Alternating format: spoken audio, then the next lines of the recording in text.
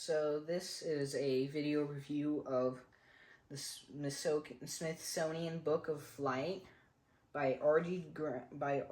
Grant. And a lot of good things about this is that I like is that this is really detailed about the full history of flight and its details, and something that we commonly know today in society, that we think that the Wright brothers were the first people to do flight, but the first pioneers came almost a little over a century before the Wilbur Wright brothers.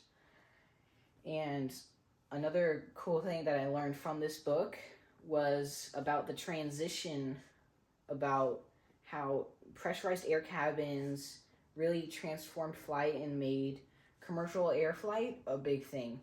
Also, another thing was that I learned was the history of how we changed from the planes, like the exoskeletons of the planes, like the DC-3 and other famous planes from back in the day, how we changed from the exoskeletons to from being metal to being a more sustainable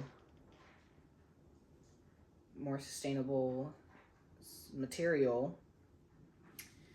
And the reason was air resistance. Even though the planes, even back in the day, were smoother and more streamlined, the metals were corrosive, which meant flying through rain and clouds and sometimes a lot of sunshine. Often it would corrode the metals, and the skin would start to slowly peel off, which meant a lot of damage to the planes and potentially a good amount of lost lives, but not a good amount. But because of that, scientists had to figure out to make a new material to make planes better so that they would not corrode, which is very important so that planes don't fall apart in the sky.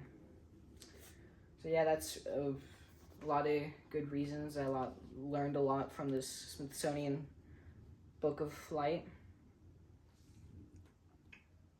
Thanks.